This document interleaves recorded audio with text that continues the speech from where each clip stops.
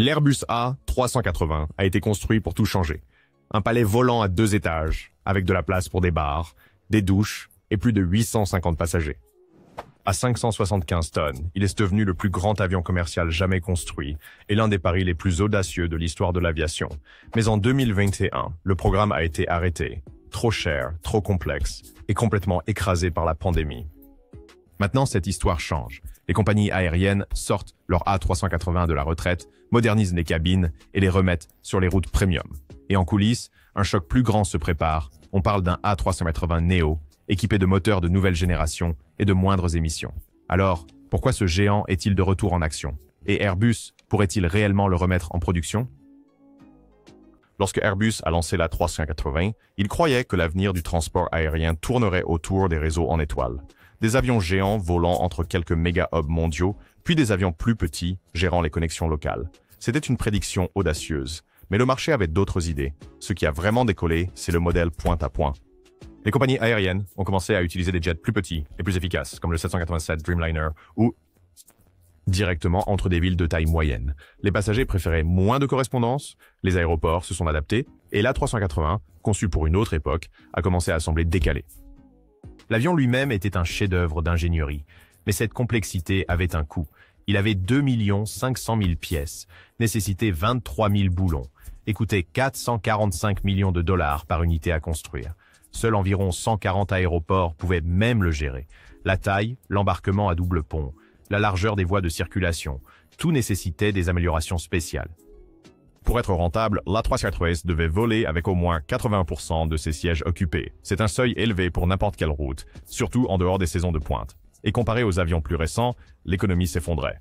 L'A380 consommait jusqu'à 60% de carburant en plus que les jets bimoteurs, comme le 787 et l'A350, ce qui le rendait difficile à vendre pour les compagnies soucieuses de la consommation de carburant. Airbus espérait vendre 750 unités pour atteindre le seuil de rentabilité. Au final, seulement 251 ont été livrées. En 2021, la chaîne de production a été fermée. Les compagnies aériennes sont passées à autre chose, Airbus aussi. Sur le papier, il semblait que l'A380 était terminée pour de bon, une belle machine sans avenir dans l'aviation moderne. Alors, si l'A380 était un tel désastre financier, pourquoi les compagnies aériennes le remettent-elles en service maintenant? En 2020, le transport aérien mondial s'est effondré. Au plus fort de la pandémie, la demande a chuté de plus de 60%, effaçant des années de croissance en quelques semaines. Les frontières se sont fermées, les passagers ont disparu, et les compagnies aériennes ont cherché à réduire les coûts. Les plus grandes victimes? Les gros avions. L'A380 était trop grand, trop cher, et presque impossible à exploiter pendant les confinements. La plupart des compagnies ne se sont pas contentées de les garer, elles les ont retirés définitivement. Emirates, Singapore Airlines, Air France, Qantas. Une par une, les compagnies aériennes ont retiré leur A380 du service. Elles ne voyaient pas de voile à suivre. Dans un monde où même les avions de 200 places volaient à moitié vides, il n'y avait pas de place pour un 500 places qui consommait du carburant à un taux élevé. Mais cette situation n'a pas duré. À la fin de l'année 2022 et en 2023, la demande des passagers est revenue en force, plus rapidement que prévu. Les routes internationales se sont remplies, la demande premium est revenue, et les compagnies aériennes ont réalisé qu'elles avaient un nouveau problème. Elles n'avaient pas assez d'avions. Les chaînes de production ne pouvaient pas suivre. Plus de 15 000 avions sont maintenant en attente chez Airbus et Boeing combinés. Et avec un espace d'usine limité, certaines commandes de gros porteurs subissent des retards de livraison allant jusqu'à 13 ans. Ce n'est pas un problème de planification, c'est une véritable crise.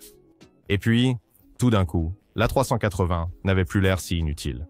L'avion était déjà construit, déjà certifié, déjà entreposé avec du temps restant sur la cellule.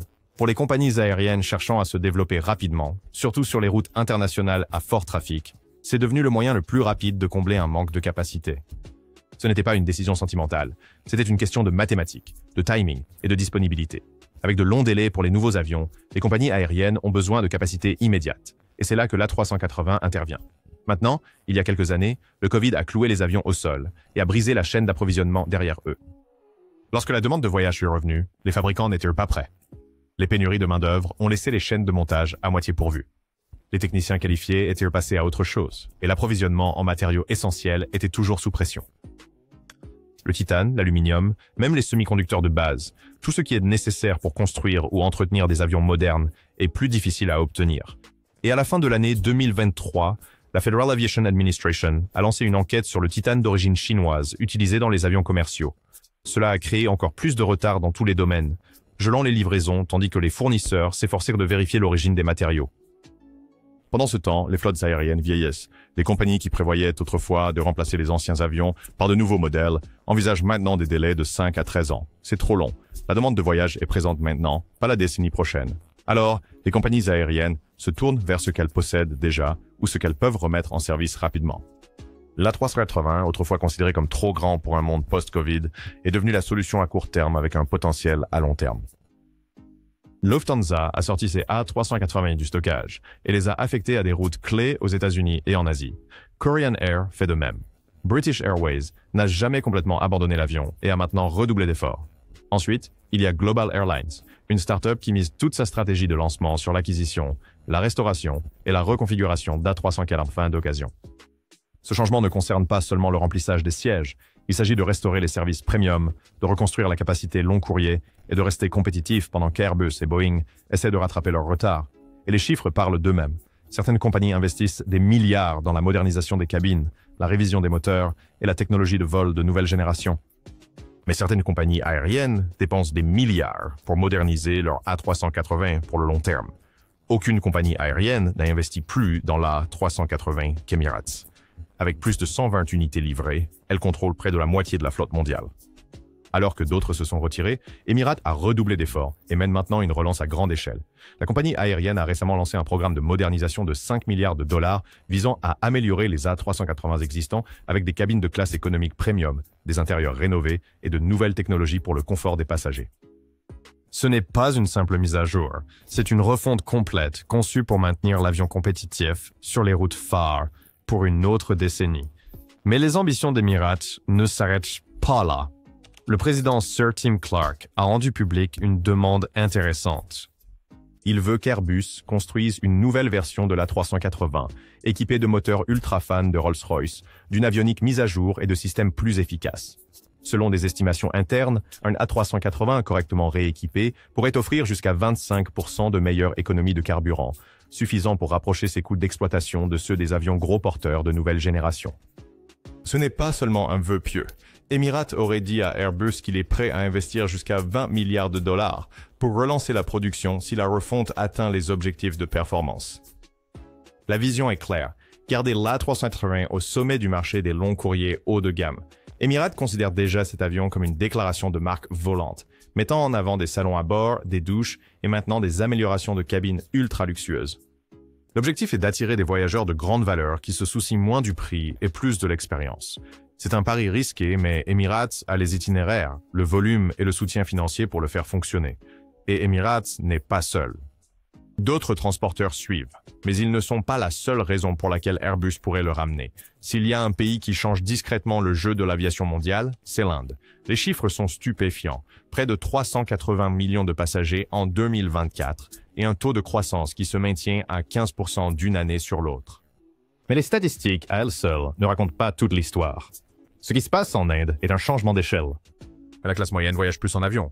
Les aéroports se modernisent rapidement et les compagnies aériennes se préparent pour un avenir mesuré en milliards, pas en millions. Le gouvernement soutient cette croissance avec des investissements importants, de nouveaux terminaux, des pistes élargies et de meilleurs systèmes de contrôle du trafic aérien sont déjà en construction. Les grandes villes se transforment en hubs internationaux. Et au cœur de tout cela, des compagnies nationales comme Air India se réinventent avec une nouvelle direction, de nouvelles flottes et une ambition mondiale. Cette ambition nécessite des avions capables de suivre. Les biréacteurs comme l'A350 et le 777 ont des limites. Sur certaines routes long courrier, notamment celles reliant l'Inde à l'Europe et à l'Amérique du Nord, ces limites sont déjà mises à l'épreuve. Avec les créneaux aéroportuaires qui se resserrent et la demande qui explose, l'efficacité signifie transporter plus de personnes par décollage, sans ajouter plus de vols. L'A380, autrefois considéré comme trop grand pour l'aviation moderne, semble soudainement être le bon choix. Il résout un problème simple. Trop de passagers, pas assez d'espace. Aucun autre avion ne peut égaler sa capacité brute. Et pour les routes denses et à fort trafic, c'est exactement ce dont les transporteurs indiens ont besoin. L'Inde ne demande pas la renaissance de l'A380, elle y contribue, et Airbus y prête attention. Parce que cette vague de demande n'est pas temporaire, elle ouvre la porte à quelque chose de totalement nouveau. Airbus a arrêté la production de l'A380, mais ils n'ont jamais complètement fermé la porte. Lors d'entretiens récents, les dirigeants de l'entreprise ont clairement indiqué que si le marché change, ils sont ouverts à revisiter le concept, et ce changement pourrait déjà être en cours. L'idée qui gagne du terrain est l'A380 Neo, une version remotorisée et retravaillée du Super Jumbo original. Avec les moteurs ultra-fans de Rolls-Royce, les premiers modèles suggèrent une amélioration de l'efficacité énergétique allant jusqu'à 25%. Cela seul résoudrait l'un des plus grands problèmes de l'avion et le rapprocherait des économies d'exploitation des plus petits biréacteurs. Mais il y a plus sur la table. Les ingénieurs ont proposé l'idée de variantes plus grandes, comme l'A380-900 ou l'A380-1000, des modèles qui allongeraient le fuselage et augmenteraient encore la capacité de siège. Dans un monde où les créneaux aéroportuaires sont limités et où la demande pour les longs courriers augmente rapidement, plus de sièges par vol n'est pas seulement attrayant, c'est nécessaire. Un autre aspect, le fret. L'A380 original était trop lourd et inefficace pour servir de cargo viable. Mais avec des moteurs mis à jour et des systèmes modernisés, il pourrait devenir une plateforme cargo gros porteur sérieuse. Il y a même des rapports indiquant que des entreprises de logistique chinoises ont manifesté de l'intérêt pour une future version cargo, surtout si un soutien à la production locale est impliqué. La clé pour Airbus est le timing. Les prix du carburant augmentent. La demande de capacité long courrier dépasse l'offre. Et les grandes compagnies aériennes indiquent que si Airbus le construit, elles y jetteront un regard sérieux. Ce que l'A380 ne pouvait pas être en 2005, efficace, évolutif et polyvalent, il pourrait le devenir dans la prochaine décennie. Mais s'agit-il d'un véritable changement de marché ou juste d'une nostalgie temporaire enveloppée de titane? L'A380 est né d'une ambition audacieuse et d'une mauvaise lecture du marché. Airbus a misé gros sur les voyages de hub à hub, s'attendant à ce que les aéroports se développent verticalement et que les compagnies aériennes remplissent le Super Jumbo sur chaque route long courrier. Cela ne s'est pas produit. La question est maintenant de savoir si cette nouvelle vague d'intérêt reflète un véritable changement, ou s'il s'agit d'une autre tendance à court terme, déguisée en chiffres de long courrier. Si Airbus rouvre la ligne de production, ce ne sera pas facile. De nombreuses installations utilisées pour construire l'A380 ont été converties. La main-d'œuvre qui assemblait autrefois les ailes géantes et les sections de fuselage est passée à autre chose.